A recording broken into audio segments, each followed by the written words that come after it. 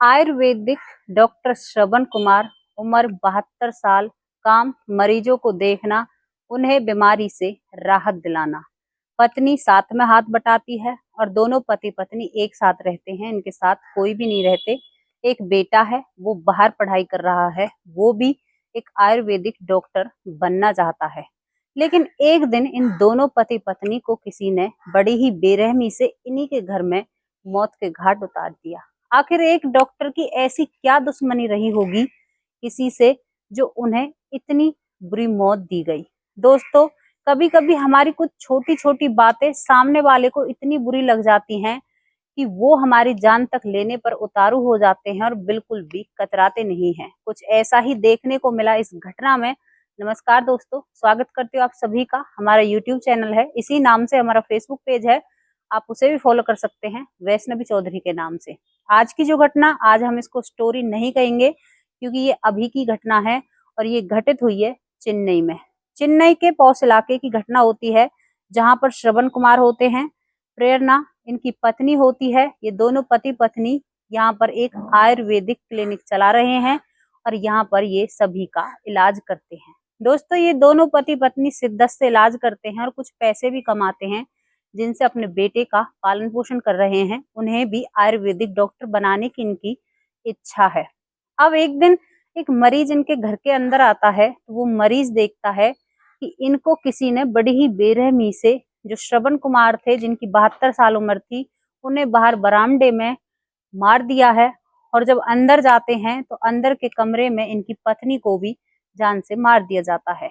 जब वो मरीज इन सबको देखता है, वो चीखता है, चिल्लाता है, पूरे पड़ोसियों को इकट्ठा कर देता है। जितने भी लोग वहां पर होते हैं सभी तुरंत अपने घरों से निकलकर वहां पर आ जाते हैं और बहुत ज्यादा भीड़ वहां पर हो जाती है। अब उन सबको देखकर पुलिस को खबर की जाती है, क्योंकि भाई किसी ने ऐसे किसी को जान से मारा है। तो अब यहाँ पर तुरंत मौके पर पुलिस आ जाती है, क्योंकि इलाका बहुत अच्छा था। वहां पर ऐसा हुआ तो यहाँ पर 2 लोगों की मौत हुई, तो तभी पुलिस वाले आते हैं और इन दोनों के सबको अपने कब्जे में ले लिया जाता है। सारी भीड़ को अलग कर दिया जाता है। उधर इनका एक बेटा होता है हरिओम, पड़ोसी उन्हें भी इत्तला कर देते हैं, खबर दे देते हैं कि तुम्हारे माता पिता के साथ ऐसा हो चुका है, जल्दी से जल्दी यहाँ पर आ जाओ। और हरिओम भी वहां पर आ जाता है। पुलिस सबों को अपने कब्जे में लेकर पोस्टमार्टम के लिए भेज देती है। वहां पर निकलना तक क्या वो ही है कि भाई इनके साथ किसी ने बड़ी ही बेरहमी से इन दोनों को मारा गया है। अब पुलिस छानबीन में लग जाती है। पुलिस के हाथ में कोई भी ऐसा क्लू नहीं होता है, लेकिन छानबीन करने के बाद में पता चलेगा कि क्या माजरा है। पुलिस जब घर की तलाशी लेती है तो उस घर में 3 फोन मिलते हैं। तीनों फोनों को पुलिस वाला अपने हाथों में लेकर आता है और इस हरिओम को दिखाता है, जो कि इस श्रवण का बेटा है। हरिओम उन तीनों फोनों में से 2 फोनों को पहचान लेता है, ये मेरी माँ का है और ये मेरे पिताजी का है, लेकिन जो तीसरा फोन है साहब, मैं इसे नहीं जानता। अब पुलिस को यहाँ पर एक क्लू मिल जाता है और पुलिस उस फोन की कॉल डिटेल निकलवाती है, उसमें छानबीन करती है। तो वो फोन मिलता है, मंगेश नाम का एक व्यक्ति होता है जो राजस्थान का रहने वाला था। जब नाम पुलिस को पता चल जाता है तो पुलिस वाले फिर एक बार हरिओम के पास आते हैं और कहते हैं कि क्या आप किसी मंगेश नाम के व्यक्ति को जानते हैं। तो हरिओम कहता है कि नहीं साहब, मैं तो नहीं जानता। तो पुलिस वाले यहाँ पर कहते हैं कि बेटा एक बार अपने दिमाग पर जोर डालो, क्योंकि तुम्हारे माँ बाप के साथ इतना बुरा हुआ है, पता तो चले किसने कहा है।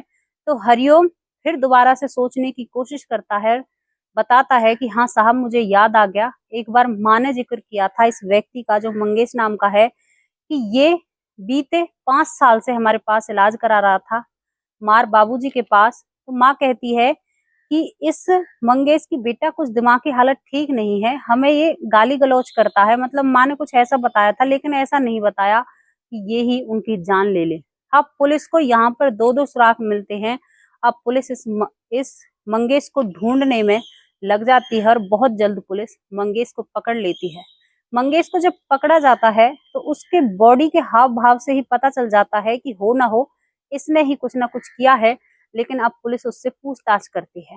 पुलिस जब पूछताछ करती है तो मंगेश पुलिस को घुमाने की कोशिश करता है, लेकिन पुलिस वालों का डंडा है साहब, अच्छे अच्छे की खबर ले लेता है।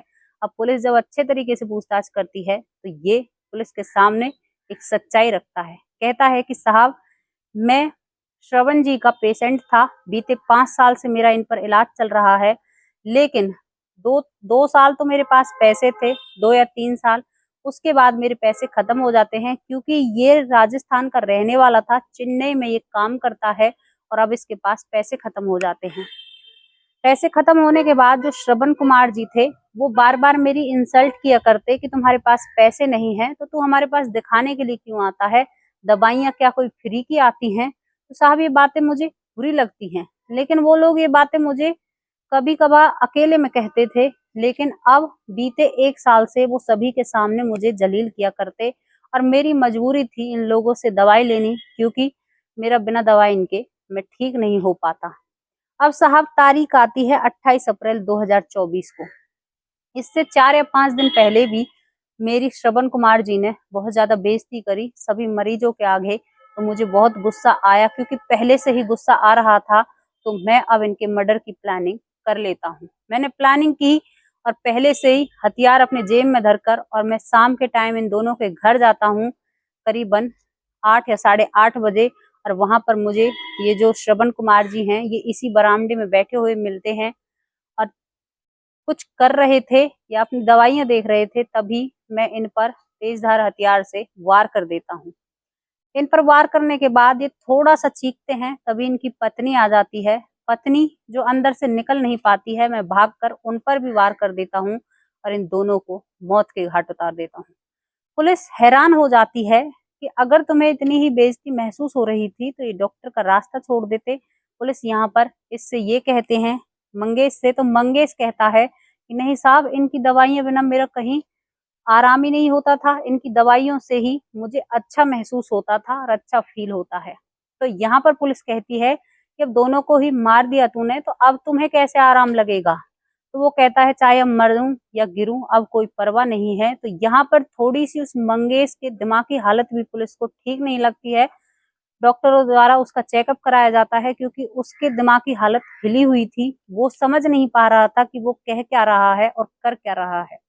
दोस्तों, एक छोटी सी बात के ऊपर 2 लोगों की हत्या हो जाती है दिन दहाड़े।